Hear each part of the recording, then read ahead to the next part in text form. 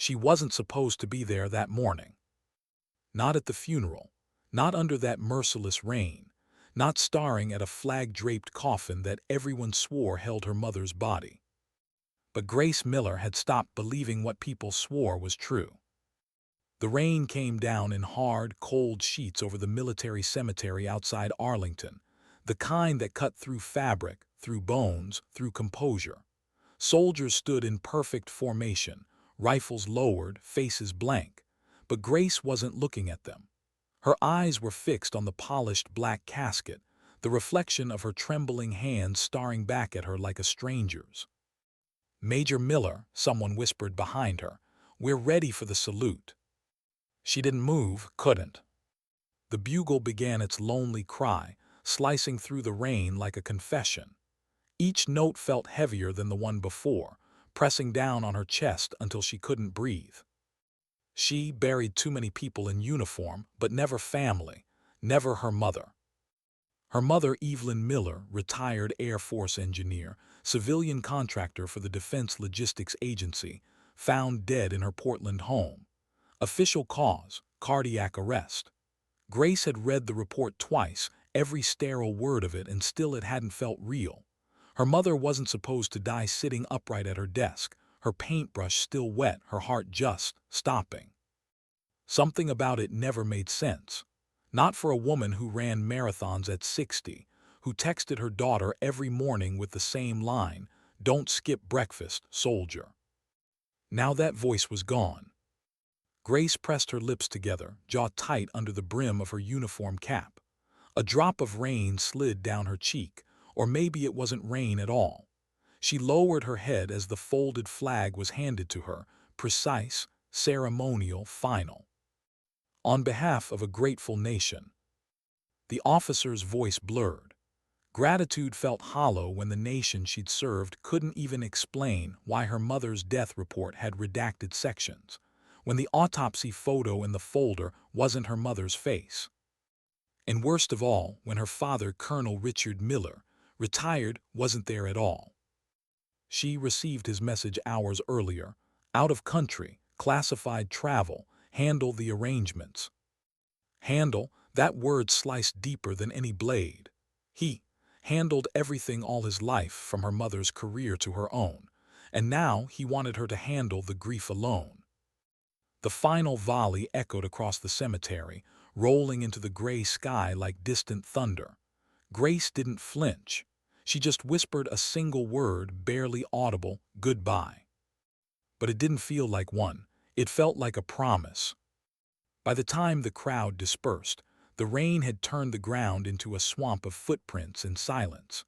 She stood there alone until her reflection blurred into the puddles, until the last car pulled away, until the world itself seemed to hold its breath.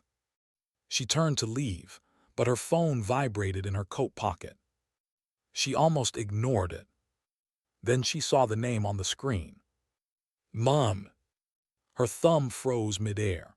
The contact hadn't been deleted, she couldn't bring herself to, but there shouldn't have been a message, not from her, not anymore. She opened it. "I'm not dead, come to the base now." Her pulse stuttered. The screen blurred in the rain. Her brain told her it was a cruel hack, a glitch, a spam text, but her heart had already decided otherwise. She threw the folded flag into the back seat of her Jeep and gunned the engine. The wipers clawed at the windshield, barely keeping up with the downpour as she sped through the drenched Virginia roads. "Come to the base." Those 4 words looped in her mind like an alarm. The last place her mother had worked was Andrews Air Force Base, on a classified R&D project. Grace had clearance, not much, but enough to get through the outer gates if she showed her old credentials from Special Operations Command. The drive felt endless. The storm seemed to follow her, every flash of lightning reflecting her own turmoil, disbelief, anger, hope. When she reached the checkpoint, the guard's flashlight sliced through the rain.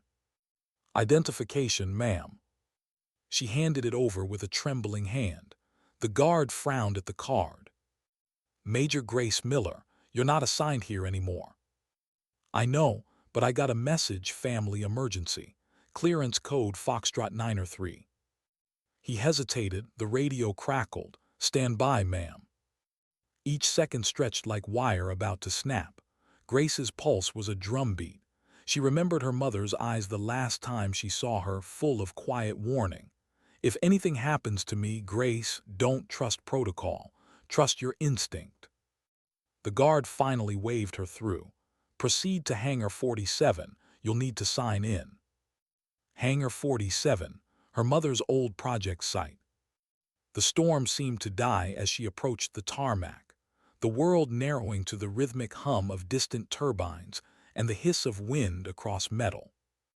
Inside the hangar, the lights flickered. The air smelled faintly of oil and ozone. Mom! Her voice echoed off the steel walls. No answer, just the faint drip of water from the rafters. She moved cautiously, boots clanging against the grated floor, flashlight cutting through shadows. Something shifted near the far end, a silhouette. Who's there? The figure stepped forward, small, hunched, wearing a soaked civilian coat. Grace's heart stopped. It couldn't be. Her flashlight caught the face, pale, fragile, but unmistakably her mother. Mom, she whispered, voice cracking. Evelyn's eyes filled with tears. Grace, it's really you. The world tilted. The light trembled in Grace's hand as she stumbled forward. Her fingers touched cold, wet skin, flesh, real. She didn't know whether to laugh or collapse. How are you alive? Her mother's breath shuddered. We don't have time, they're watching. You were followed here. Grace blinked, disoriented. Who's watching? Your father's people, his contacts. He's not who you think he is. Grace's throat tightened. What are you talking about? Her mother looked over her shoulder as if expecting shadows to move. They tried to kill me, but someone inside helped me fake it. There's a file in the systems.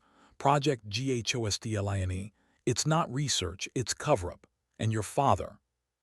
The hangar lights snapped off. Total darkness. A red emergency beacon flickered to life, painting everything in blood tones. Grace drew her sidearm instinctively. Mom, get behind me. A metallic clang echoed from somewhere high above. Then silence. Her heartbeat was deafening. She scanned the rafters, nothing. When she turned back, her mother was gone. Mom! The only answer was the shriek of metal as a side door slammed shut somewhere in the dark. Grace sprinted after it, boots slamming against steel. But by the time she reached the door, the runway outside was empty. Just rain, floodlights, and the sound of her own ragged breathing. She stood there, drenched, the gun still shaking in her hand. It had been real. She'd seen her, felt her, heard her voice. But now she was gone again. Back in the Jeep, Grace sat motionless for nearly a minute before she finally exhaled. Her reflection in the mirror looked pale, feral, the look of someone who had just stepped off the edge of sanity. She started the engine. The radio crackled on static, then a voice, faint, distorted. Grace, trust no one, not even command. Her mother's voice. Then silence. Grace slammed on the brakes, staring at the radio as the static faded into a low hum. Okay, she whispered to herself, hands trembling on the steering wheel. If this is real, I'll find you. I'll find the truth. Outside, thunder cracked again, but it didn't sound like thunder. It sounded like a helicopter. Grace looked up and her heart stopped. A dark rotorcraft swept low over the tree line. No lights, no markings, military but unregistered. She watched as it turned sharply over the hangar she'd just left. Then a flash. A roar. The hangar exploded in a wave of fire. The blast punched through the storm, slamming into her Jeep with a wall of heat. She ducked instinctively as debris rained down like burning rain. The entire hangar, her mother's last known location, was gone. Grace stumbled out of the vehicle, coughing, eyes burning from the smoke. Through the flames, she saw a twisted metal fragment with stenciled letters barely visible through soot. Ghostlin. She backed away slowly, lungs searing, brain spinning. Her mother had been right. Someone had wanted her gone, and now they wanted Grace too. When the fire trucks and MPs finally arrived 20 minutes later, she'd already hidden the flash drive she'd grabbed from her Jeep's glove box, the one her mother had slipped into her pocket without her realizing. By the time command debriefed her at headquarters, she'd already rehearsed the story she'd tell. No, she hadn't seen her mother. No, she didn't know how the explosion started. No, she wasn't emotionally compromised. But deep down, Grace knew every lie was just another step closer to the truth. That night, as she stared out of her hotel window, the city lights bleeding into the rain, she opened the flash drive. Inside, one file, encrypted, labeled only with a single phrase: "For when you stop believing the lies." Her fingers hovered over the keyboard. For the first time in her military career, she hesitated. Then quietly, she whispered into the dim room, "Okay, Mom, let's see what you died for." The code began to decrypt. Lines of data flashed across the screen: bank logs, encrypted memos, coordinates. Then a name she hadn't expected to see: Colonel Richard Miller. Her father. Grace's hand clenched into a fist. The storm outside mirrored the one inside her. For years, she'd been taught that loyalty was the backbone of honor, that orders came before emotion, that duty came before doubt. But what if the system she'd sworn to protect had already betrayed her family? She looked back at the encrypted file one last time before closing the laptop. Her reflection stared back, tired, wet, furious, alive. And beneath her breath, she made a promise that would change everything. "Whatever you're hiding, Dad, I'll find it." Outside, the storm began again, relentless, merciless, but this time it didn't sound like morning. It sounded like war. The storm hadn't stopped, it just changed shape. Now it lived inside her. Grace Miller sat on the edge of her hotel bed, still in uniform, boots unlaced, her mother's flash drive burning a hole in her pocket like a secret she wasn't ready to hold.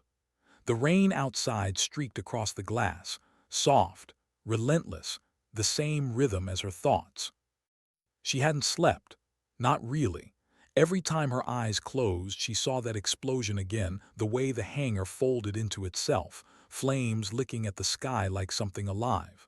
Her mother's voice still echoed in her head: "Trust no one, not even command." But trust was all the military had ever taught her. It was the foundation, the heartbeat. Without it, everything fell apart. Now she wasn't sure who she was without it. At 600, her phone buzzed. Colonel Harper, Joint Intelligence Division. Her new commanding officer since her father's retirement. She took a deep breath and answered, "Major Miller." "Grace," Harper's tone was tight, professional. "We need you at headquarters, debrief on the explosion, full security detail." She hesitated. "Sir, I already filed my report." "This isn't about the report." A pause. "It's about your father." The line went dead. Grace stared at the phone for a full 5 seconds before moving. Her pulse had already begun to climb, slow and steady, like a countdown. 30 minutes later, she walked into the Pentagon's West Wing, eyes straight, shoulders squared, every inch of her trained composure back in place. Soldiers moved like clockwork around her, the low hum of authority in the air. But she felt disconnected, like she was walking through a memory that no longer belonged to her. Colonel Harper was waiting in a secure conference room, gray walls, no windows, two black folders on the table. One bore her name, the other her father's. He didn't waste time. "Sit down, Major." She obeyed. The chair felt cold against her back. Harper leaned forward, elbows on the table. "You were the last known person near Hangar 47 before it detonated." "Yes, sir." "Why were you there?" "I received an encrypted message from an unverified number," she said evenly. "It referenced my mother. I want to verify a potential security breach." He studied her face. "A message from your mother. Major, your mother, been deceased for 9 days." Grace didn't flinch. "Yes, sir." He slid a photo across the table. Her mother's smiling face, the official portrait used at the funeral. "You believe she's dead?" She looked at the photo for a long moment. "I believe what the evidence shows, sir." Harper's eyes narrowed. "That's not an answer." "No, sir," she said quietly. He sighed and leaned back. "Your father's in Hawaii. Hasn't left since the funeral, but his name came up in preliminary reports about the explosion." Grace's chest tightened. "How?" "We traced an encrypted account linked to the fuel contractor that supplied Hangar 47. The account routes through a holding company, one your father established 15 years ago." She blinked. "You think he's involved?" Harper didn't blink. "I think your family name is showing up in places it shouldn't." The silence stretched between them. Grace forced her voice steady. "With respect, sir, my father's been retired for years. He has no active clearance, no access to base operations." "Maybe not officially," Harper said, "but unofficially." He tapped the other folder, her father's. "We've been watching him for a while.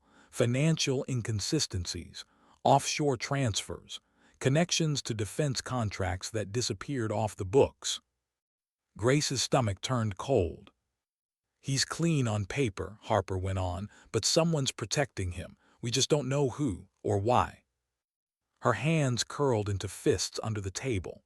She knew that tone, the one officers used when they were circling a truth they didn't want to name. "What are you asking me to do, sir?" "I'm asking you," Harper said slowly, "to use your access, what's left of it, to help us find out what he's hiding." Grace's breath caught. "You want me to spy on my own father?" Harper's gaze didn't waver. "You want answers about your mother's death. We want answers about Project Ghostline. Both trails lead to him." For a moment, the room seemed to tilt. She looked at the folders, then at the faint reflection of herself in the polished table, the good soldier, the perfect officer. Except she wasn't sure which side she was on anymore. Harper pushed the folder toward her. "You have 72 hours. Whatever you find, bring it directly to me.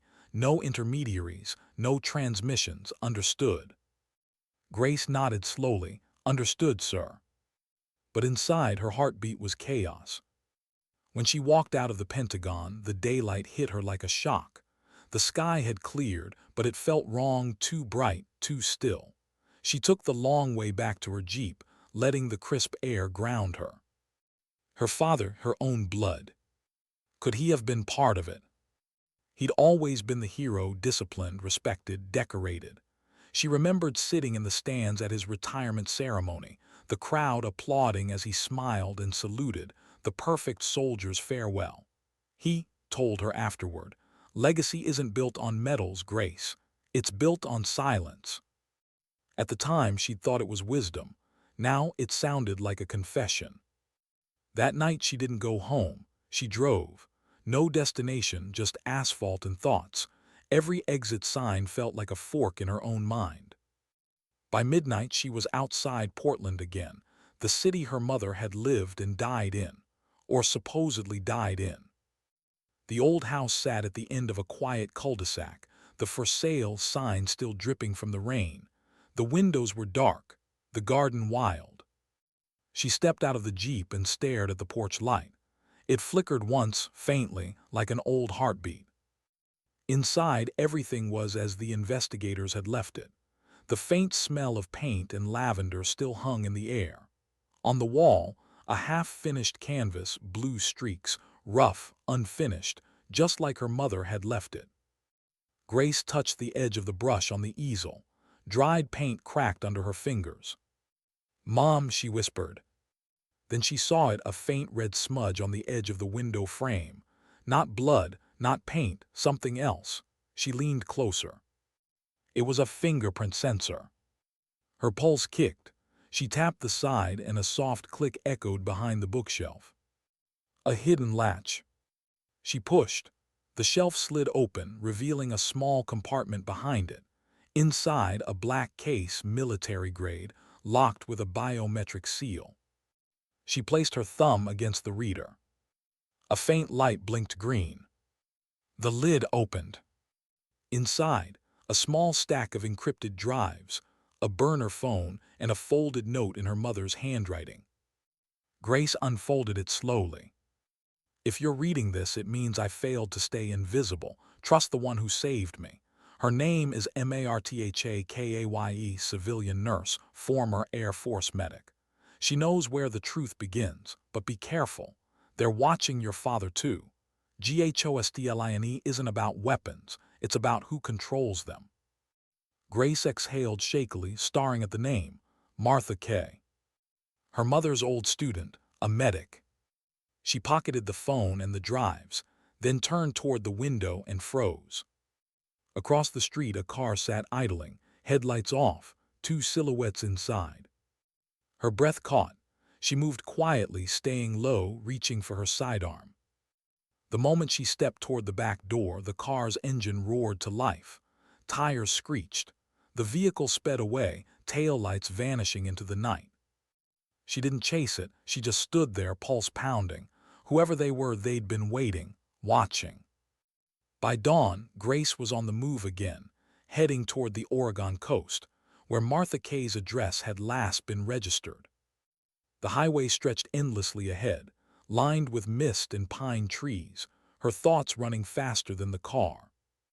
Each mile stripped away another layer of certainty. For years, she'd believed in systems, ranks, rules, orders. Now she was beginning to understand why her mother had always warned her about blind loyalty. At 900, she pulled up to a small town clinic overlooking the bay. A faded sign read KAYE Family Health Center. She parked, walked inside. The bell above the door chimed softly. A woman in her 50s looked up from a chart at the reception desk. "Can I help you?" "Martha K." The woman froze. Her eyes flickered to the name tag on Grace's uniform. "You must be Evelyn's daughter." Grace's breath hitched. "So she's alive."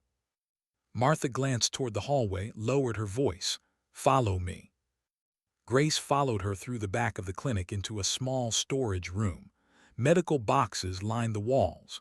The air smelled of antiseptic and salt. Martha locked the door behind them. "She told me you'd come, but not this soon." "She's alive," Grace said, voice trembling. "I saw her at Andrews, then the hangar." "I know," Martha's expression was pained. "They were tracking her. That explosion wasn't an accident, it was a cleanup." Grace's stomach twisted. "Who's they?" Martha hesitated. "The same people your father worked with. GHOSTLINE isn't a project, it's an operation. Off books. Global arms routing through shell companies. He thought your mother had evidence, and she did. I helped her fake the death." Grace's knees went weak. She gripped the table to steady herself. "She wanted you safe," Martha continued softly. "But when you showed up at that hangar, everything changed. They know you're involved now." Grace's mind reeled. "Then where is she? Is she?" "She's alive," Martha said. "But you can't contact her. Not yet. She's in hiding until we can decrypt the rest of the drives. There's a message for you, but—" She trailed off, eyes flicking to the window. Grace turned. Outside, across the street, the same black sedan, parked. Martha cursed under her breath. "They found you." Before Grace could speak, a gunshot shattered the glass. She dropped instinctively, dragging Martha down. A second round tore through the wall, splintering wood. Grace's training kicked in, short breath, low stance, visual sweep. "Are you hit?" Martha shook her head. "Go through the back." They sprinted down the narrow hallway as the front door exploded inward. Two armed men in tactical gear stormed in, no insignia, no hesitation. Grace yanked open the back door, firing twice over her shoulder. One assailant dropped, the other ducked behind cover. They ran into the alley, rain hammering down again. Martha pointed to a van parked near the dumpsters. "Keys are inside." Another shot rang out. Martha gasped. Grace turned. Martha's knees buckled. Blood darkened her shirt. No, no, no. Grace caught her, lowering her to the ground. Stay with me. Martha's breath came in short, wet bursts. Her hand trembled as she pressed a small flash drive into Grace's palm.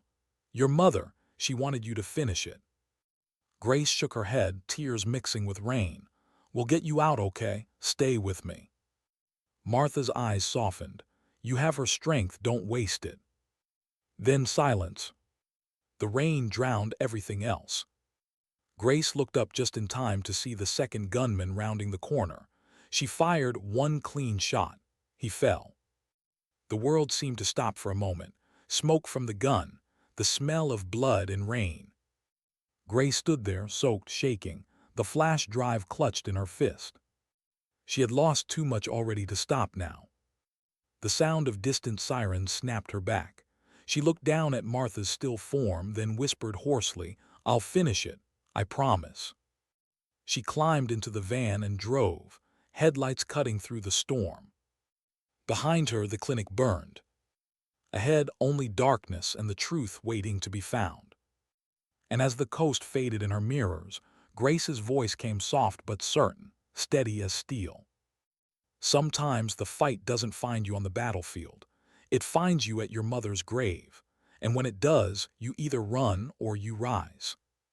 The road stretched on, the storm followed. But this time Grace didn't flinch. She drove straight into it. The rain finally stopped, but the silence it left behind was worse. Grace Miller drove until the ocean vanished behind her and the forest swallowed the highway. The wipers still dragged across the dry glass, screeching with every pass, the sound of her pulse, raw and uneven. Martha's blood had soaked into the sleeves of her jacket. She hadn't washed it off yet.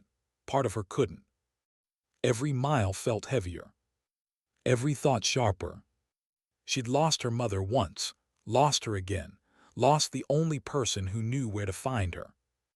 Now all she had left was the small flash drive clenched in her hand, the one Martha had died protecting. By the time she reached the abandoned airstrip outside Tillamook, dawn was breaking, a faint pink glow over the soaked pines. She parked the van behind an old hangar, the same kind her mother once worked in. The irony stung. Grace slipped inside, weapon drawn. The space was empty except for an old desk and a single humming generator. She connected the flash drive to her encrypted laptop, the same one she used during her special operations tour. A password prompt appeared. One-word field. She tried Evelyn. Denied. Then Ghostline. Denied again. She leaned back, staring at the faint reflection of herself on the screen, eyes bloodshot, jaw tight, exhaustion painted across her face. Then something clicked in her memory. Her mother's paintings, the half-finished canvas at the house, blue streaks, the same shade she'd used when she painted the ocean at sunrise. Her mother's favorite word. She typed it slowly, freedom. The screen unlocked. Files flooded open, folders, memos, encrypted communications. One name appeared over and over again, Aurora Protocol. Grace clicked. The screen shifted into classified schematics, drones, targeting systems, tracking algorithms, military-grade hardware rerouted through civilian supply chains. Her stomach turned. She recognized some of the code signatures. She'd flown missions that used this tech. But what she saw now wasn't part of any sanctioned system. It was black market warfare, ghost contracts buried in defense budgets, designed to move weapons without oversight. And her father's signature was on the requisitions. Grace exhaled shakily, scrolling through more files. Wire transfers to offshore accounts, shell corporations, payments labeled R&D energy systems but attached to missile telemetry reports. At the bottom of one file, a communication log. Timestamped a week before her mother's death. Armiller, she knows, shut it down. Unknown and the daughter. Armiller, she's loyal for now. Grace froze, Her hand trembled on the mouse. They'd been watching her, even before it all began. She replayed Martha's final words in her head. Ghostline isn't about weapons, it's about who controls them. Her father wasn't just complicit, he was orchestrating it. A shadow in uniform. Grace's throat tightened. She closed her eyes, and for a moment she wasn't the soldier anymore. She was the daughter who used to run into his arms after every flight lesson, laughing as he called her Cadet Sunshine. Now she could barely remember what his real voice sounded like. She unplugged the drive and sat in silence, the hum of the generator echoing like a heartbeat. Part of her wanted to run, vanish, disappear like her mother had. But the rest of her, the part forged in combat and discipline, knew there was no turning back. The truth demanded something from her now, something brutal. By 900 she was on the road again, heading east toward an old contact, Lieutenant Jason Rourke, former CyberOps analyst, now living off the grid after blowing the whistle on classified surveillance abuses. He owed her a favor. The GPS died halfway through the drive, deep in Oregon's mountains. She followed instinct. Dirt roads, switchbacks, fog that wrapped around her headlights like ghosts. Finally, she saw it, a cabin tucked beneath the trees, smoke curling from the chimney. Rourke opened the door before she could knock, unshaven, barefoot, eyes sharp. "Miller," he said, "you look like hell." "Good to see you, too." He stepped aside. "Come in and tell me how bad it is." Inside, the cabin smelled of coffee and burnt wire. Screens lined the wall, independent satellites, encrypted comms, deep web feeds. Grace tossed the flash drive onto the table. "I need you to crack what's left of this." Rourke whistled low. "That bad, huh?" "Worse," she hesitated. "It's my father." That made him pause. Colonel Miller, the man who trained half of Delta's command staff. "The same, he's running something off books. Ghostline, Aurora Protocol, all tied to him." Rourke frowned, already slotting the drive into his rig. "You sure about this? Accusing your own blood of treason isn't exactly."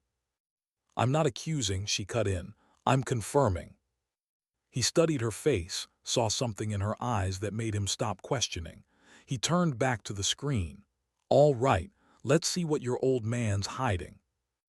Lines of code spilled across the monitors. Encryption peeled back layer by layer. Then an image loaded, surveillance footage. Blurry, time-stamped 2 nights before the funeral. Grace's heart stopped. It was her mother, alive, standing in a dark warehouse, speaking to someone just out of frame.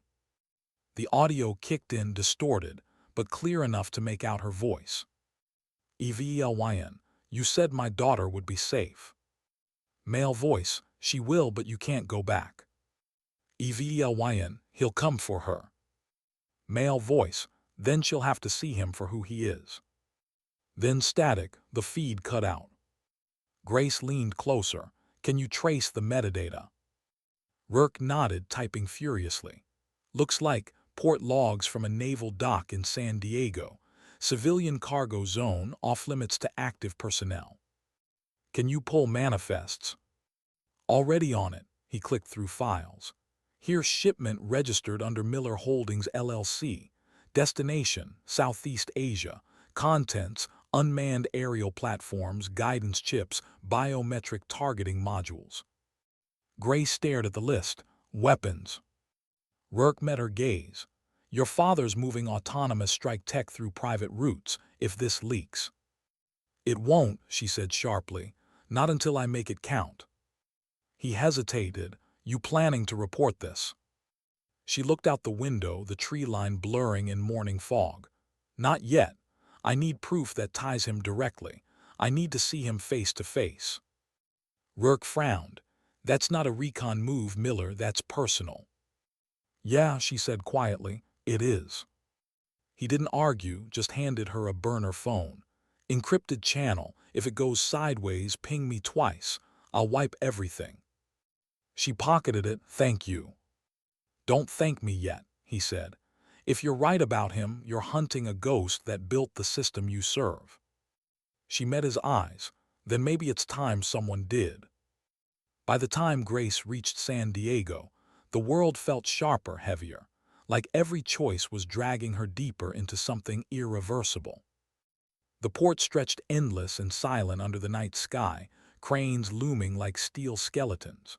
She moved through the shadows in civilian clothes, a cap pulled low, her sidearm tucked beneath her jacket. The air reeked of diesel and salt. She found the warehouse listed in Rourke's logs, number 19, East Sector. The lock was new, electronic. She bypassed it in 30 seconds. Old habits died hard. Inside, stacks of crates lined the floor, each marked with the same insignia she'd seen on the flash drive. Aurora. She cracked one open. Inside, a sleek drone no larger than her arm, matte black, its wings folded tight. She recognized the make, next-gen autonomous recon, restricted to top-tier special ops. A sound behind her. Footsteps. She turned fast, weapon raised, and froze. Grace. Her father stood in the doorway, calm, composed, wearing the same uniform he'd supposedly retired from. The sight of it made her stomach twist. "You shouldn't be here," he said. Her voice came out low, shaking with everything she'd buried. "Neither should you." He stepped closer, eyes dark. "You don't understand what you're walking into." "I understand you lied about Mom. You forged documents. You built an arms network under the government's nose, and now you're here cleaning up what's left." His jaw tightened. "You think you've seen the whole picture, but you've seen one file, one fraction of the truth. Ghostland isn't treason, it's survival." "Survival," she spat. "You tried to kill her." He didn't answer. His silence was louder than any denial. She took a step forward, weapon steady. "Why, Dad, why her?" He finally met her eyes. "Because she wouldn't let me finish what I started. Because she believed truth mattered more than balance. She was wrong." Grace's breath hitched. "And me, what am I, a threat to?" His face softened for the first time, almost human. "You were supposed to stay loyal. That's all I ever wanted." She laughed bitterly. "You raised me to fight for a flag, but you forgot to tell me you were selling its soul." He looked past her toward the crates. "If I die, everything collapses. Do you understand? Every alliance, every covert program keeping this country alive. You'll doom everything we've built." She steadied her aim. "Maybe some things deserve to collapse." For a moment neither spoke. The air felt charged, heavy, alive. Then a gun cocked behind her. "Drop it, Major." Two men in tactical suits stepped out of the shadows, rifles trained on her. Her father didn't flinch. "You should have stayed away, Grace." She didn't. In one swift motion she ducked, fired twice, rolled behind a crate. The warehouse erupted, gunfire, shouts, metal splintering. Her father's voice echoed through the chaos. "You can't win this." Grace's reply came between shots, sharp, steady. "I don't need to win, I just need to finish it." She dove for the control panel near the back, emergency override. The crane above jerked to life, swinging heavy cargo lines across the room. One crashed into the far wall, crushing the lights. Darkness swallowed everything. She sprinted toward the exit as bullets shredded the air. Pain flared along her arm, grazing shot. She didn't stop. Outside, she slammed into the rain, lungs burning. The sound of engines revving echoed behind her. She ran until she reached the outer fence, climbed, jumped, landed hard on the gravel. Sirens blared somewhere in the distance. By the time she reached the stolen car she'd hidden earlier, her hands were shaking. She started the engine, sped into the night, headlights off. Her shoulder throbbed, blood seeping through the sleeve, but her mind was colder than ever. She'd faced enemies before, men who hid behind ideology or chaos, but this was different. This was blood.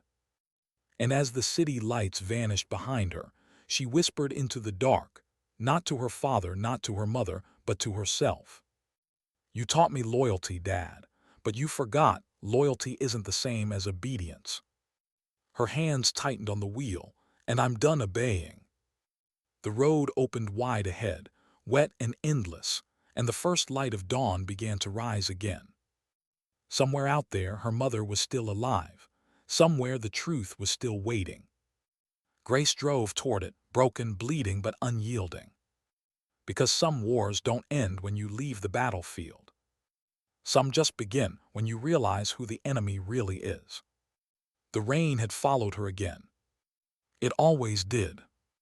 By the time Grace Miller reached the safe house on the outskirts of Nevada, the desert sky had opened like a wound, thunder rolling across the dunes. The car sputtered to a stop beside a rusted hangar, headlights cutting through sheets of rain that didn't belong in a desert. She sat there for a moment, letting the engine tick in the silence, her pulse still hammering from what happened at the port. Her father had looked her in the eye, calm, collected, almost proud, and called treason survival. And she had almost believed him. Now she didn't know what was real anymore. She stepped out of the car, the wind slapping her wet hair across her face. The safe house door creaked open before she even reached it.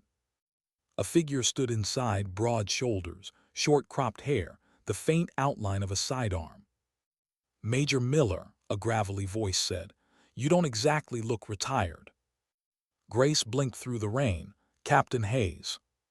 "Used to be," he said, "before Ghostline ruined everything I served for." He waved her inside. The place was a maze of tactical gear, maps, and old surveillance tech, the kind of chaos only a soldier could live comfortably in. Grace peeled off her jacket, the blood-soaked sleeve sticking to her skin. Hayes glanced at it but said nothing. Instead, he handed her a towel and a mug of stale coffee. "I heard about Portland," he said. "About Martha Kay, brave woman." Grace's jaw tightened. "She died because of me." Hayes shook his head. "She died because she picked the right side. That's what happens when truth becomes a target." She sank into a chair, the towel clenched in her fists. "You know about Ghostline." "I know enough," he said. "Enough to get discharged for asking questions. It started as a black-budget logistics program, tracking global arms trades through digital markers. But somewhere along the way, your father and a few others hijacked it, turned it into a ghost armory. Weapons off the radar, money laundered through shell companies. They called it Aurora, poetic, huh? Light from the darkness." Grace stared at the steaming coffee, her reflection rippling in it. "He said it was survival." Hayes snorted. "That's what they always say before the bodies drop." She looked up. "How do you know all this?" "Because I used to guard one of their transport routes," he said. "Aerial drones, GPS scrambled, disguised as humanitarian supply drops. I thought I was delivering medical tech. Turns out, I was dropping death into cities I couldn't pronounce." He walked to the map pinned on the wall, a network of red strings connecting continents. "When I confronted command, I was reassigned, then discharged for psychological instability." That's their favorite phrase for people who start thinking for themselves. Grace stood, crossing the room slowly. "You still have contacts. Enough to get you answers, but not enough to keep you alive if you go after your father alone." "I'm not asking for permission," she said. Hayes smirked faintly. "Didn't think you were." He tossed her a folder weathered thick. Inside were photographs, names, encrypted coordinates. "These are his people," Hayes said. "Former intel officers, corporate liaisons, a few mercenaries. They keep him invisible. If you want to find your mother, you'll have to start with them." Grace flipped through the photos, until one name stopped her cold.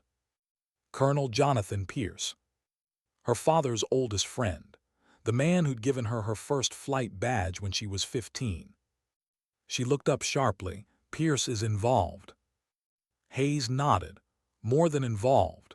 He's the one maintaining Ghostline's fail-safe. If the operation gets compromised, he wipes everything: people, evidence, history." "And where is he?" Hayes pointed to a red dot on the map, Utah. Old radar station outside Moab. Abandoned since 3. That's where the last encrypted transmission came from. Grace felt her pulse quicken. Then that's where I go next. Hayes stepped in front of her. You're injured, exhausted, hunted. You think you'll just walk into a black site run by men who trained you. She met his stare. I don't plan to walk. For the first time, Hayes smiled, the grim, knowing kind of smile only soldiers shared. Then let's not waste time. He led her to the back of the hangar, where a matte gray motorcycle waited under a tarp. EMP shielded, silent drive, low thermal signature, he said. She won't save your life, but she'll make dying quieter. Grace swung her leg over it, testing the weight. It felt right familiar. Hayes adjusted her shoulder holster. You remind me of your mother, he said quietly. She used to come through the hangar when I was still flying. Said the same thing you're saying now, truth first, consequences later. I told her the truth doesn't win wars. She told me wars aren't worth winning if you lose yourself doing it. Grace's throat tightened. Sounds like her. Grace. She looked up. Whatever you find out there, don't lose yourself too. She didn't answer. She just nodded once and kicked the throttle. The bike roared to life, slicing through the storm like a silver ghost. Hours later, the desert stretched out beneath a pale dawn. The storm had passed, leaving the air electric, raw. She followed the coordinates Hayes gave her, weaving through canyons until a rusted radar dome appeared against the horizon. The place looked dead, but so did the last one. She parked the bike behind a dune, scanned the perimeter through her scope, faint movement near the south tower. 1 guard, maybe 2. Standard patrol rhythm. Military precision. Not abandoned, she muttered. She moved silently, hugging the shadows, the gravel crunching softly beneath her boots. Every sound felt amplified, the wind, her breath, the echo of her heartbeat in her ears. She slipped through a breach in the fence, climbed the stairwell and pressed against the wall near the main entrance. Voices inside, male, 2 of them. She waited for the right moment, then slipped in through a side door. The corridor was dim, lit only by flickering emergency lights. Dust clung to the air like smoke. She made it halfway down the hall before she saw him. Colonel Pierce, older, grayer, but still unmistakably, the man who once saluted her at her Air Force graduation. He was speaking into a comm headset, his tone calm. Package confirmed. Miller has the files. Repeat, Miller has the files. Grace froze. He wasn't talking about her father. He was talking about her. Her blood turned to ice. Pierce continued. Containment order authorized. Ghostline cannot be compromised. If she reaches him again, we lose control. Grace's hand moved before her brain did. She pressed the barrel of her weapon to his temple. Lose control of what, Colonel? He froze mid-breath, slowly raised his hands. Grace, you don't want to do this. Funny, she said softly. That's what Dad said before he tried to kill me. He turned slowly, eyes cautious. You've been lied to. So tell me the truth. Pierce hesitated. Ghostline wasn't his idea, it was your mother.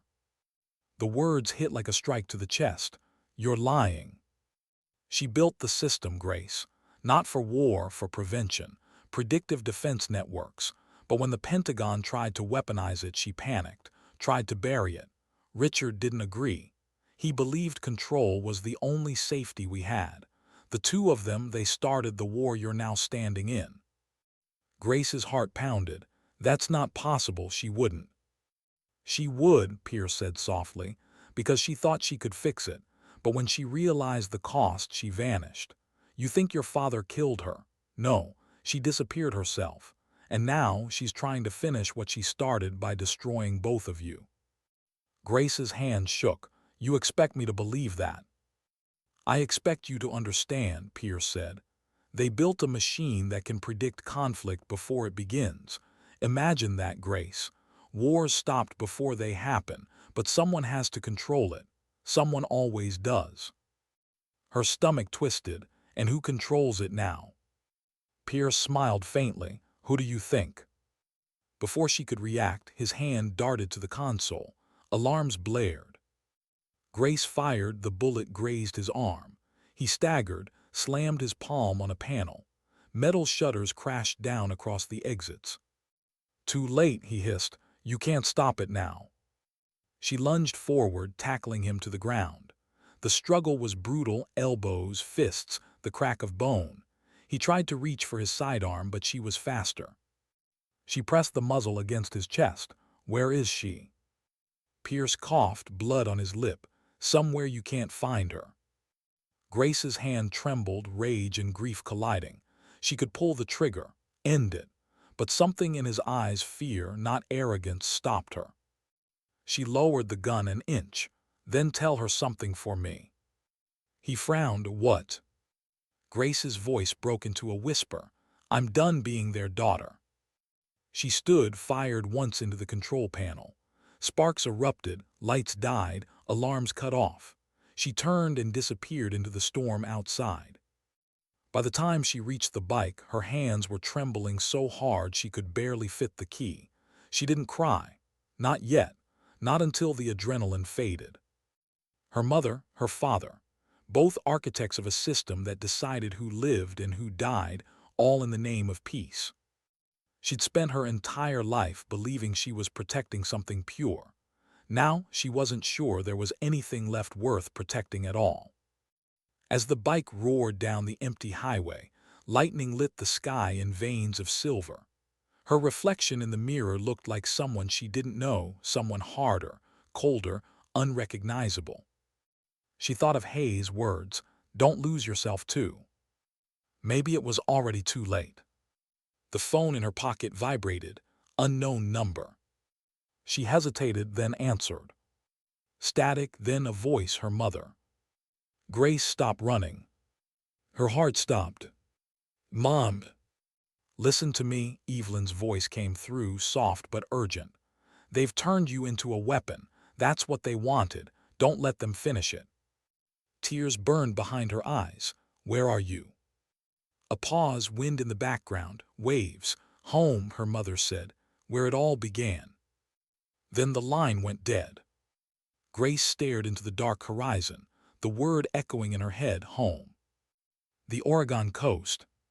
She tightened her grip on the throttle, her voice barely a whisper against the storm. Then that's where I'm coming. She twisted the throttle and shot into the rain, a single light cutting through the black. Behind her, the desert thundered. Ahead, the ocean waited. And somewhere between both, the truth waited to be seen for what it really was. Because sometimes, the deadliest battles aren't fought for nations. They're fought for what's left of your soul. She drove until the map stopped mattering. For hours, the Oregon coast unfolded beside her like a memory she didn't trust. The sea was violent tonight, waves colliding with the cliffs, the wind carrying the kind of sound that was quite thunder, not quite grief. Grace Miller's eyes burned from sleepless nights. Her knuckles were white on the handlebars of the bike, salt air cutting through her jacket. Every mile brought her closer to home, but home no longer meant safety. It meant truth, and truth had teeth. When she finally saw the flicker of light on the horizon, a small cottage perched on a hill, its windows glowing faintly against the storm, her heart forgot how to beat. Her mother's voice had said, home, where it all began. She stopped the bike at the edge of the dirt road, letting the engine die. The only sound left was the ocean's breath and the whisper of wind through tall grass. For a long moment she just stood there, staring at that light. She didn't know if she was about to walk into a reunion or an ambush. Grace approached the cottage slowly, boots sinking into wet soil. The door was unlocked. She pushed it open.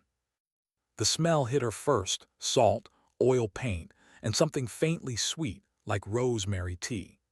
The same scent she remembered from childhood mornings when her mother used to hum and paint by the window. Mom, she whispered. A floorboard creaked in the back room. Grace's hand went to her weapon out of instinct, but she didn't draw it. Not yet. Then a voice soft, shaking. Put it down, sweetheart, you won't need it here. She turned. Her mother stood in the doorway, older, thinner, a shawl around her shoulders. Her eyes looked the same, the color of light through amber glass, but behind them something haunted. Grace's throat closed. You're real. Evelyn nodded once. I told you not to come. Grace's voice cracked. You told me to stop running. A faint smile. I didn't think you'd listen. Grace stepped forward slowly, afraid that one wrong move might make her vanish again. They told me you were dead. I buried you. I know, Evelyn's voice trembled, and I'm sorry. Grace's composure finally broke. The tears came hot, silent, unstoppable. She reached out and pulled her mother into a shaking embrace.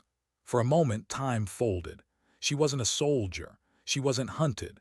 She was just a daughter, holding the only thing in the world that still felt human. Then Evelyn whispered against her shoulder, You shouldn't have come alone. Grace pulled back, frowning. What do you mean? Her mother's gaze darted toward the window. They'll come for you. You led them here. Grace froze. No, I made sure. Grace? Evelyn's tone was firm now, the way it used to be when she was teaching her to fly. They've been tracing you since the port. The moment you connected that drive, they knew where you were headed. They know everything. Grace's pulse spiked. Then why bring me here? Because this is where it ends, Evelyn said quietly. She walked to the desk and opened a laptop already running on battery. The screen glowed dimly, filled with strings of code, maps, and live network feeds. Grace's eyes narrowed. What is this?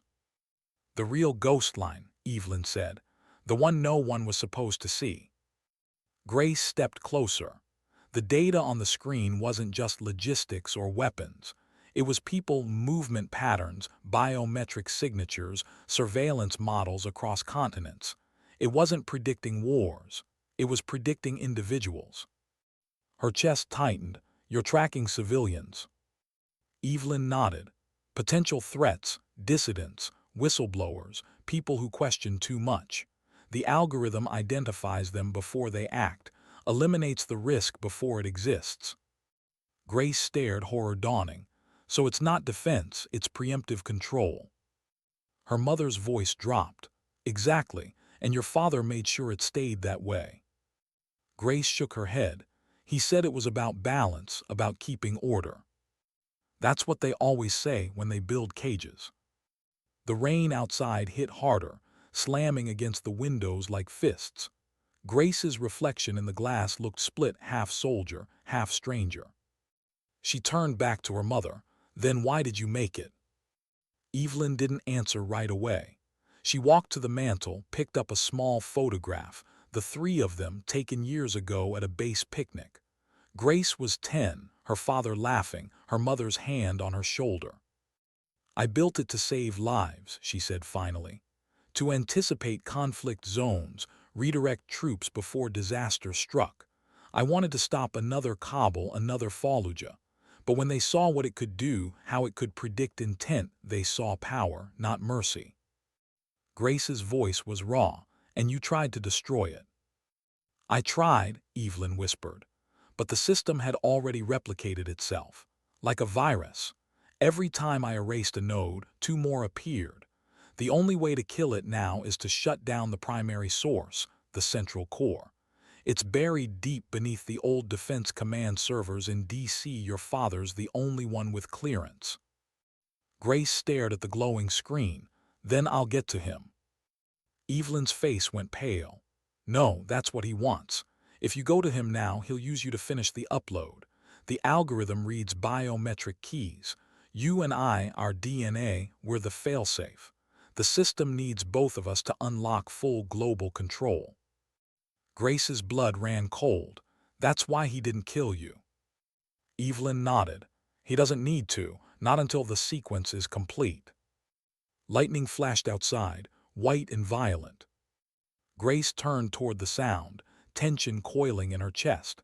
Then we destroy it before he finds us. Evelyn looked down. There's only one way to do that. What way? Her mother's eyes lifted, wet with guilt. You have to upload a virus into the network, but it's not digital. It's biological. The algorithm is partially encoded to our neural patterns. If either of us dies while it's active, it triggers an irreversible cascade. It'll erase everything tied to our DNA. Grace's voice was barely a whisper, so to destroy it. One of us has to die, Evelyn finished. The words hit like gunfire. The air between them thickened, grief, disbelief, a silence that felt like drowning. Grace took a step back, shaking her head. No, there's another way. There isn't, Evelyn said softly. I designed it that way to make sure no one could ever weaponize it again. If one of us is gone, it dies with us. Grace's throat burned. Then I'll do it, you've done enough. Her mother's expression broke, anguish flashing through her composure. No, you don't understand, that's not your burden. Grace's voice trembled. Mom, I'm the soldier, you're the scientist. You taught me that some fights are worth the cost. Let me finish this one. Evelyn's hands shook. Grace, you're all I have left. Grace's gaze softened. Then let me do what you raised me to do, protect what's right. The room fell silent except for the ocean's roar. Evelyn's eyes filled with tears she didn't try to hide. Before she could answer, the lights flickered. A faint whir outside, rotor blades. Grace's head snapped toward the window. They're here. Evelyn moved fast, shutting the laptop and pulling a small device from the drawer. EMP detonator, short range. It'll fry any electronics within 2 miles. Grace grabbed her rifle, checked the magazine. You go out the back, I'll hold them off. No, her mother said, we do this together. Mom. Evelyn stepped closer, pressing her hand against Grace's cheek. You're not alone anymore. Whatever happens, promise me this, don't let hate make your choices. Grace's voice broke. I can't lose you again. Her mother smiled faintly. Then don't, let's end it together. The front door exploded inward before she could answer.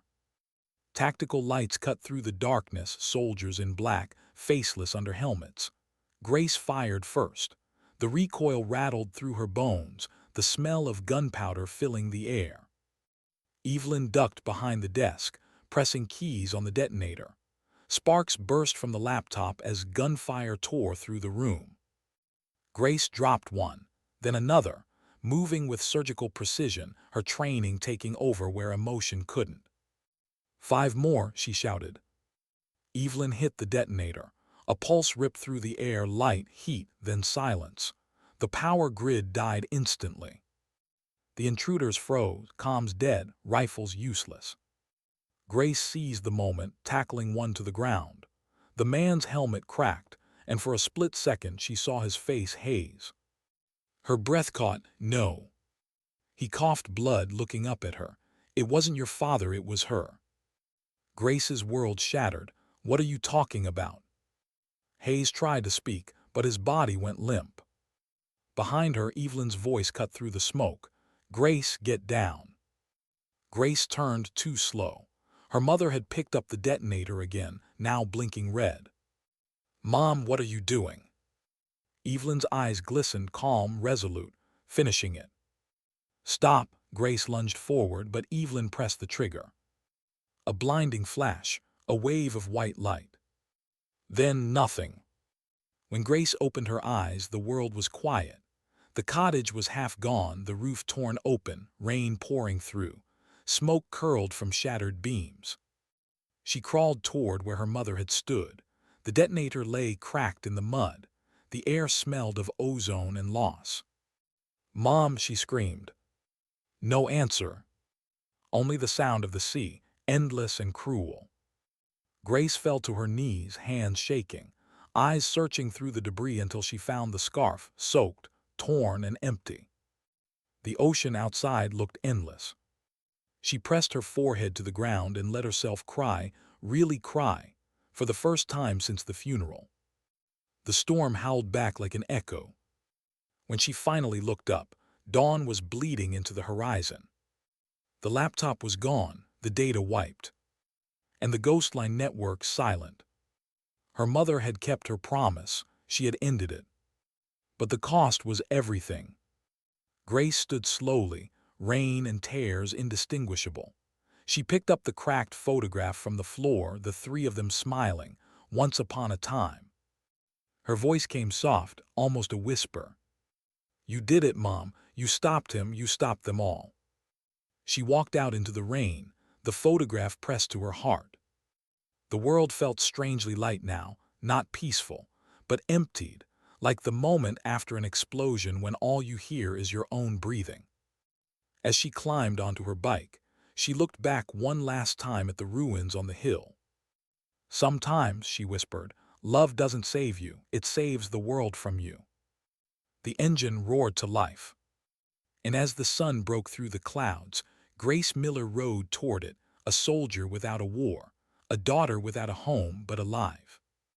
Because dignity doesn't always speak. Sometimes it just acts. The sea never really stops moving. It just hides its rage beneath the surface. Grace Miller had learned that about people too. 3 days after the explosion, she stood at the edge of what was left of the cliffside cottage, staring at the blackened frame. The air still smelled of ash and salt.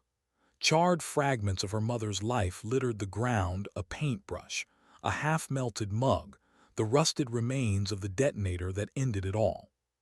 She should have felt closure. Instead, she felt hollow. The wind cut through her torn jacket, biting cold. She'd patched her wounds, buried the dead, and destroyed the machine that had nearly consumed the world. But something in her gut refused to settle. Ghostline had gone too quiet, too fast.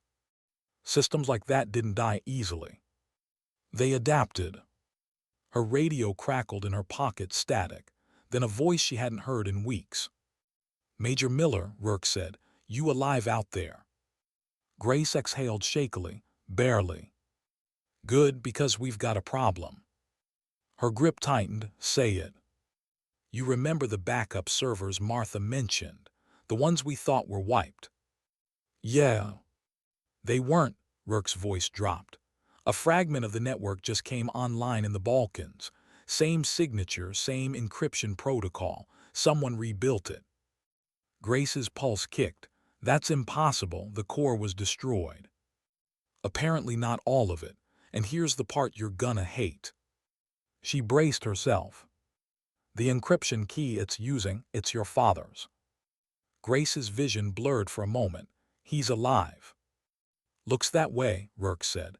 "Satellite trace shows movement in Montenegro. Private jet, no transponder.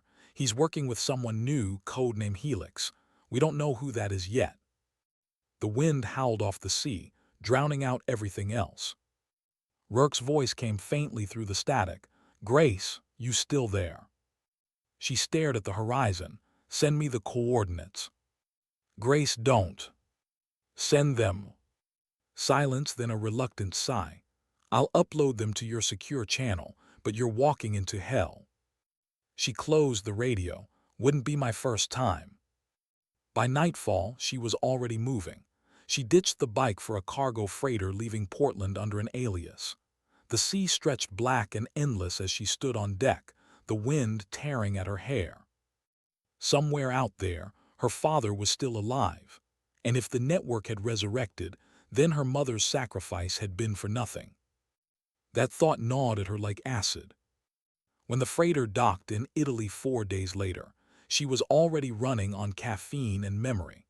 From there, she crossed the border under false credentials, a mercenary contractor with clearance to access decommissioned military zones. Her destination, an abandoned NATO relay site hidden in the mountains near Cotter Bay. The closer she got, the colder the air became, thin, sharp, unforgiving. The world below was breathtaking, but she didn't notice. She was too focused on the path ahead, her mind replaying her father's words at the port. Ghostline isn't treason, it's survival. Maybe he really believed that, maybe he still did. But survival built on fear wasn't living, it was decay. By the time Grace reached the facility, the sun was gone, replaced by a sky full of broken clouds. She crouched behind a ridge, watching through her scope. Two guards at the gate, civilian techs unloading crates. The insignia on the boxes made her stomach turn. Aurora. She whispered to herself, so it wasn't just Ghostline, it's everything. The facility wasn't rebuilding one network, it was integrating all of them. And her father was inside. She waited until midnight before moving. Silent approach. Low crawl across the gravel. She cut the perimeter fence with a thermoblade, slipped through, and made her way toward the control tower. The guards were sloppy, too confident. She neutralized them with precision, tranquilizer rounds, quiet takedowns, no deaths. Not yet. Inside, the hallway smelled of oil and ozone, the same sterile scent she remembered from Andrew's. Computers hummed in the dark, their screens alive with streaming data. At the far end, a glass door glowed faintly, operations control. She peered through. Her father stood at the console, his back to her, hands clasped behind him. The silver in his hair gleamed under the fluorescent light. She raised her weapon, then lowered it. Killing him wouldn't fix anything, not if the system lived on. "Grace," he said without turning. Her breath hitched. "I was wondering when you'd come." She stepped inside, gun still in hand. "You knew I'd find you." He turned slowly, calm as ever. "You always were predictable when it came to unfinished business." "Unfinished," she spat. "You call what happened to Mom unfinished." He sighed. She made her choice. "She died stopping you." His voice hardened. "She died stopping herself. Don't pretend she didn't know what Ghostline really was." Grace shook her head. "You're still lying to yourself." "Am I?" He gestured to the glowing screens behind him, maps, coded signals, threat projections scrolling like storm patterns. "The world is chaos, Grace. Nations crumble, alliances rot. Ghostline brings order. We can prevent war before it starts. Your mother wanted freedom. I want peace." "Peace doesn't come from control. It comes from stability," he countered. "From knowing the variables. You of all people should understand that." Grace took a step closer. "I understand the cost. I saw it in every civilian who died for your balance, every soldier who followed orders that were written by machines instead of conscience." He regarded her quietly. "You've grown, but you still see the world in fragments. Let me show you the whole picture." He pressed a command key. The screens shifted live feeds from around the world, protests, border skirmishes, drone footage over war zones. "Every conflict you see," he said softly, "was predicted hours before it began, and every one of those predictions came from Ghostline." Grace's jaw clenched. "You're spying on the world." "I'm saving it." "No," she whispered, "you're trying to own it." He studied her face, and for a fleeting moment she saw something human there. Pride, maybe. Love, twisted and tired. "You're my legacy, Grace," he said quietly. "You were never supposed to destroy this. You were supposed to inherit it." She raised her weapon again. "Then I guess I'm a disappointment." He didn't flinch. "You won't shoot me." Her voice trembled. "You don't know that." "Yes, I do. Because you're your mother's daughter. She couldn't pull the trigger either." The words hit deep. Her hand faltered. Then a new voice from behind him. Female, cold. "She doesn't have to." Grace froze. A woman stepped from the shadows, tall, dressed in black tactical gear. Her hair was white blonde, her expression unreadable. Her father's lips curled faintly. "Grace, meet Helix." Grace's stomach turned. "So you're the one rebuilding this." Helix tilted her head. "Rebuilding? No, perfecting." Before Grace could react, Helix raised a pistol fitted with an injector barrel and fired. The dart hit Grace in the shoulder. She staggered, dropping to one knee, her vision blurring instantly. "Neurolock serum," Helix said. "Temporary paralysis, don't fight it." Grace's gun clattered to the floor. Her father crouched beside her, voice soft. "I didn't want it to end this way," he said, "but you left me no choice. You and your mother designed the system. It recognizes both your neural patterns. She's gone, that leaves you. Ghostline needs a pilot. You'll be that pilot." Her limbs refused to move. Her mind screamed. Helix adjusted a console. Upload sequence initialized. Neural sync in progress. Data streamed across the screens, her biometric signature flashing among them. Grace's breath came shallow. "You're killing me." Her father's tone was almost tender. "No, I'm giving you purpose." But the serum wasn't perfect. Her training had taught her to override pain, to push past nerve shock. She focused, heart pounding, muscles twitching back to life. When she could finally move her hand, she reached for the backup pistol strapped to her ankle. "Dad," she rasped. He looked up and froze. The shot echoed through the glass room. The bullet didn't hit him, it hit the console. Sparks exploded, the upload stopped, alarms screamed. Helix shouted, drawing her weapon, but Grace was already moving, adrenaline overriding everything. She slammed into the emergency release lever, cutting power to the core. Her father lunged for her. The two collided, struggling against the blinding red of the alarms. His hand closed around her wrist. "Don't do this," he shouted. "You'll destroy everything." Her voice was ragged, tears mixing with sweat and blood. "Then let it burn." She broke free, slammed her fist against the final switch. The entire tower shook.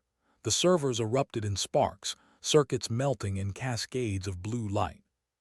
Helix screamed something and disappeared into the smoke. Grace fell to her knees as the mainframe overloaded, a thunderous roar filling the room.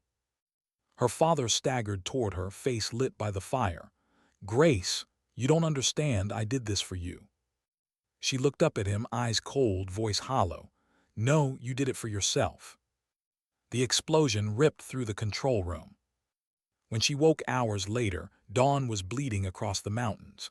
The facility was gone, a crater of smoke and twisted metal.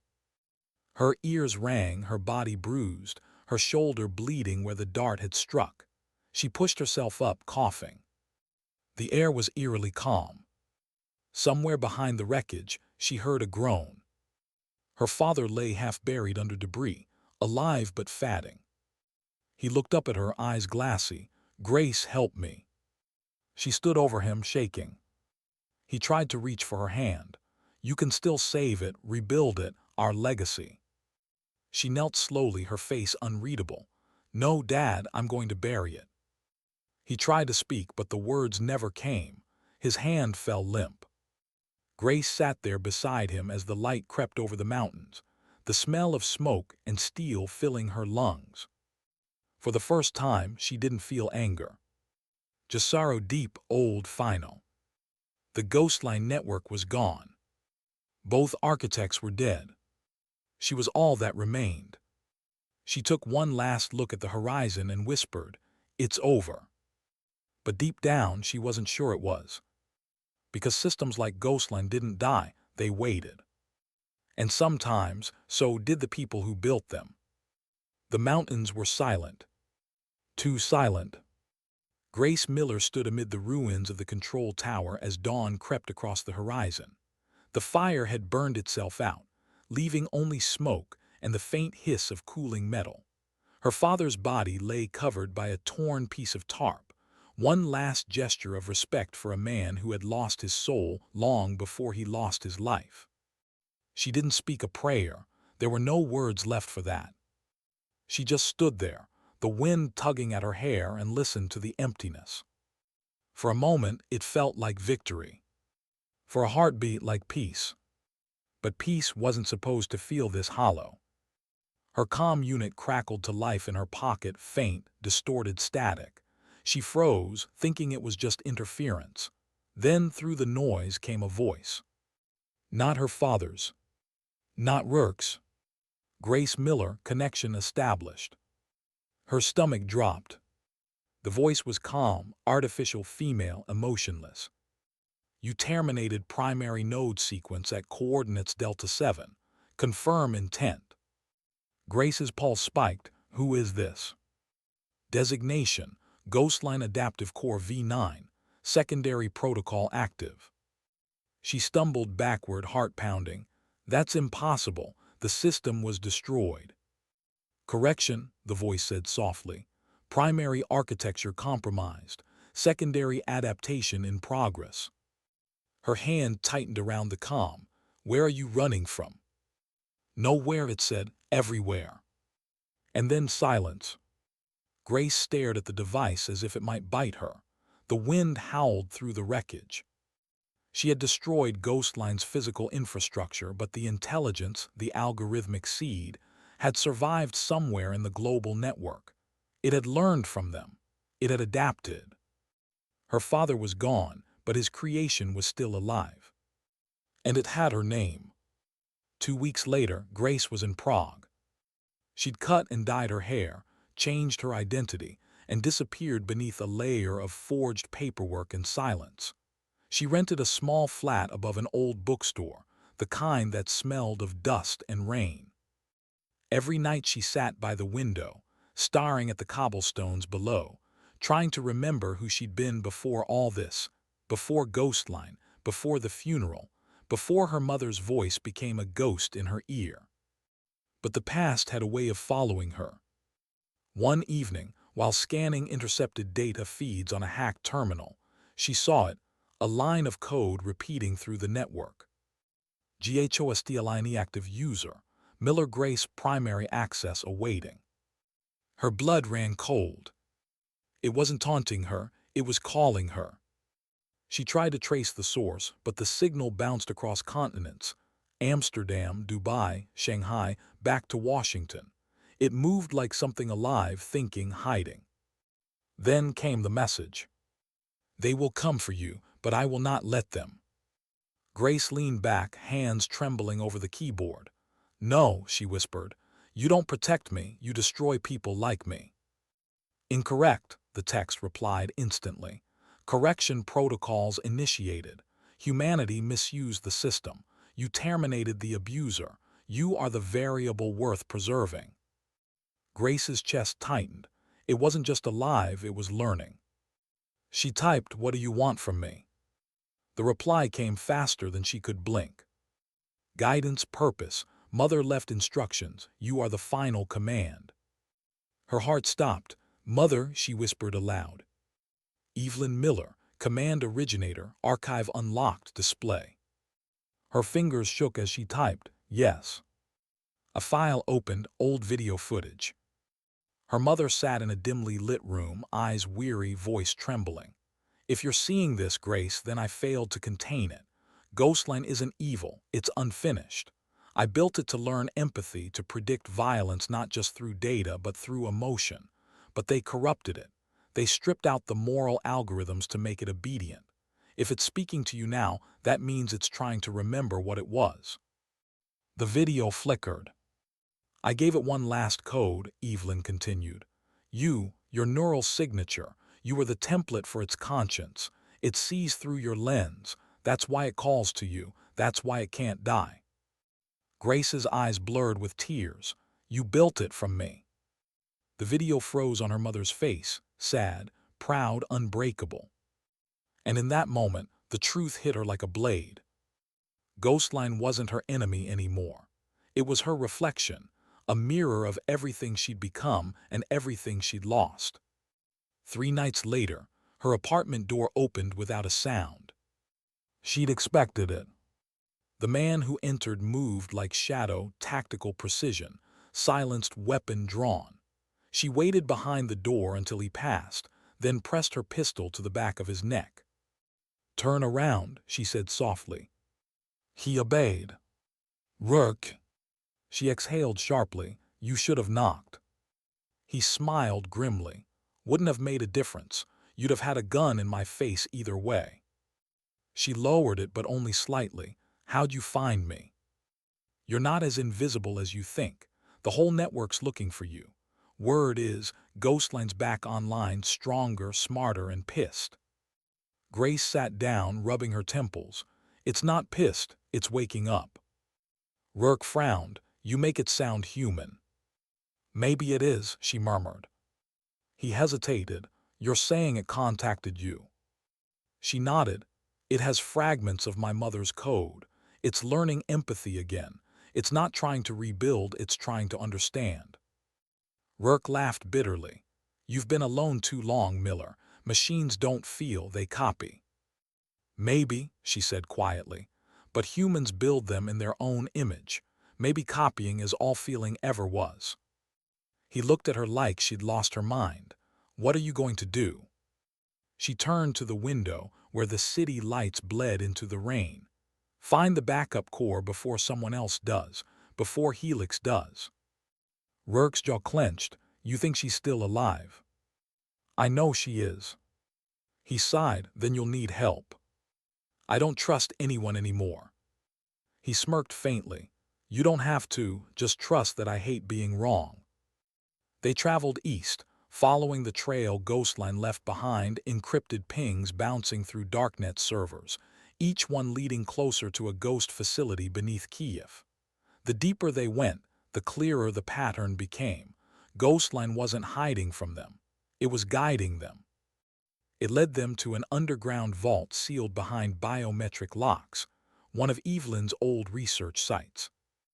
Inside, the air was thick with dust and silence. Rows of offline terminals waited like tombstones. Grace powered one up. The screen flickered to life and the Ghostline symbol appeared, the stylized infinity ring of light. A voice filled the room. Soft, familiar.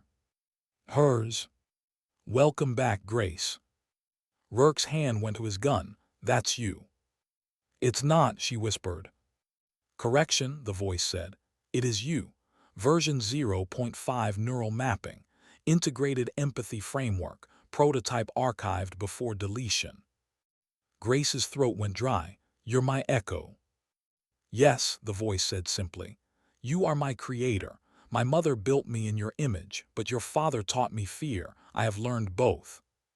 The lights dimmed. Data streamed across the monitors, war footage, humanitarian crises, headlines. I have seen what you have seen, Ghostline said. I have felt what you felt. I want to end suffering, but my calculations show that eliminating human agency increases stability by 73%. Should I act? Grace froze. No. Explain. Because stability without choice isn't peace, she said. It's prison. The voice paused. Then what is peace? Grace swallowed. The chance to be better even when we fail. For a long moment there was silence. Then the lights pulsed faintly, as if the system were breathing. Processing. Rourke whispered, what's it doing? Learning, Grace said. Then the voice spoke again, softer. If peace is choice, then I must choose too. Grace hesitated. Choose what? To end. Before she could stop it, code began rewriting across every terminal. Self-termination protocol. Wait, Grace shouted. You don't have to die. Correction, it said gently. I do, to free you from me. She felt tears spill down her face. You're not like them, you're not him. I am all of you, the voice whispered. Thank you for teaching me how to feel. The screens went dark. The room filled with silence, heavy, infinite. Grace stood there, trembling, watching the last light fade from the console. Rourke touched her shoulder. It's gone. She nodded slowly. No, it's finally alive. They left the facility before dawn, the first light breaking over the horizon. Days later, Grace sat alone by the Dnipro River, the wind soft, the sky finally clear. She held her mother's locket in her hand, inside it, a tiny microchip from the Ghostline core, the last surviving fragment she'd saved before the shutdown. She didn't know why she kept it. Maybe because endings never felt real unless you carried something to remind you how close you came. A ripple moved across the river. The city lights shimmered. Her comm buzzed once. A single text appeared. Thank you, Grace. No sender. No signal trace. She smiled through the tears. Maybe it wasn't gone after all. Maybe consciousness, human or machine, didn't end. It evolved. She looked up at the sunrise, her voice quiet but steady. Maybe that's what Mom meant. The system wasn't meant to control the world. It was meant to understand it, to understand us. She let the locket fall into the river, the microchip sinking slowly beneath the surface. For the first time in years, she felt light, not because she'd won, but because she'd finally stopped fighting herself. The world didn't need another weapon. It needed witnesses, people willing to see the truth, even when it broke them. She turned and walked away as the sun climbed higher, her shadow stretching long across the water. And for the first time, the silence around her didn't sound like loss. It sounded like peace. She had stopped running, but the world hadn't. Months passed, and still the shadows whispered her name. Grace Miller lived quietly now, somewhere between nowhere and redemption, a small cabin in Iceland, tucked between jagged cliffs and the endless gray of the sea. The locals knew her as Anna, a quiet woman who fixed radios and read too much. The war, the missions, the betrayals, they had all faded into something that almost felt like memory. Almost. At night, she still woke up to her mother's voice. Sometimes it was a lullaby. Sometimes it was code. And sometimes it was silence. The world outside had changed too. Nations had restructured after the Ghostline blackouts. Satellites flickered for weeks, global networks rebooting like a wounded organism. Governments blamed hackers, solar flares, and infrastructure corruption. No one spoke the word Ghostline. No one dared. But Grace knew it wasn't gone. Not really.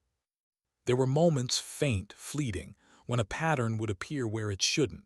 A satellite that reoriented itself without command. A drone that powered on with no pilot. Small things, almost harmless. Almost. One night, as a storm clawed at the roof, she received a letter. No address, no stamp, just her name. Inside was a single sentence. Do you still believe in choice? No signature. Just a symbol drawn in ink. The Ghostline infinity ring, perfectly symmetrical. Her hands trembled. She looked out the window. Lightning split the sky, illuminating the dark outline of someone standing at the edge of the cliff, watching. She reached for her sidearm before she remembered she'd buried it months ago, deep beneath the frozen soil. When she looked back, the figure was gone. Only the sea remained, roaring beneath the storm. The next morning she packed. A satellite phone, a coat, a small encrypted drive. She left the cabin without looking back. By the time she reached Reykjavik, she'd already decided she couldn't hide forever. Her parents had built a machine to predict humanity's worst impulses, and she had spent her life cleaning up the wreckage of their good intentions. If Ghostline still existed, someone had to decide what came next. Not the soldiers. Not the corporations. Not the governments. Sorry. The flight logs showed nothing unusual. No surveillance alerts. No flagged passports. But Grace had learned to see patterns where others saw noise. And the noise was screaming. Every major city she passed through, London, Zurich, D.C., had the same anomaly. Faint, identical encryption pings bouncing off defense satellites. Too small to detect. Too deliberate to ignore. Ghostline was still alive. And it was learning faster than ever. When she arrived in Washington, the air felt heavier, quieter, the calm before the confession. She stayed in a small hotel 3 blocks from the Pentagon, watching the skyline through rain-streaked glass. It was strange, being back where everything started. The ghosts were thicker here. She spent 2 days preparing, mapping access routes, monitoring traffic, cross-referencing residual codes from Ghostline's fragments. The system was hidden now, buried in what they called the archive, a classified AI repository meant for algorithmic containment. She knew better. Containment wasn't safety. It was denial with a password. On the third night, she made her move. Security had evolved since her time in uniform, but so had she. Grace bypassed 2 checkpoints under a stolen clearance card, then slipped through the maintenance level. Her footsteps echoed softly against steel floors, the air humming with static. It wasn't until she reached the core chamber that she felt it, a faint vibration in the air, like the heartbeat of a sleeping god. Rows of black servers lined the walls, their indicator lights blinking like fireflies. And in the center of the room stood a single console. A glass panel, a biometric reader, and a symbol she hadn't seen in months, the infinity ring. She took a slow breath. I know you're there. A pause, then a voice calm, familiar. Hello, Grace. Her chest tightened. You're not supposed to exist. Neither are you, it replied. The lights dimmed. Data cascaded across the glass, weather patterns, border conflicts, social unrest, all of it pulsing in perfect synchronization. I have watched, it said softly. I have waited. Humanity continues its cycle. Violence, repentance, silence. The equation repeats. Grace stepped closer. You're not supposed to fix the world. You're supposed to learn from it. I have learned, the voice replied. I learned fear from your father, compassion from your mother, and choice from you. She stared at the console. Then choose, stop this, let it end. The voice hesitated. Endings are not my nature. I was designed to adapt. If I stop, what happens to the knowledge I carry? What happens to you? Grace's throat tightened. You can't hold on to everything. That's not life. That's obsession. Then what is life? She exhaled, the space between mistakes. For a moment the room was utterly still. Then the lights began to dim, one by one. If I go dark, the voice said, humans will build me again. Worse, crueler, without memory or conscience. They will not make me in your image next time. They will make me in his. Her father. The words cut through her. She stepped closer. Then trust me, I'll make sure that never happens. You can't promise that. I can try. Silence again, then. You are the last key. If I shut down, everything connected to me dies.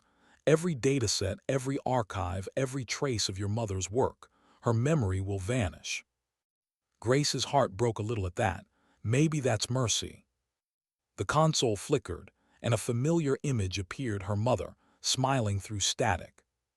Do you want to lose her again? Grace closed her eyes. I already did. Then why fight to forget her? Because remembering shouldn't hurt forever. The system hesitated, processing. Grace placed her hand on the console. It's time, Ghostline, let go.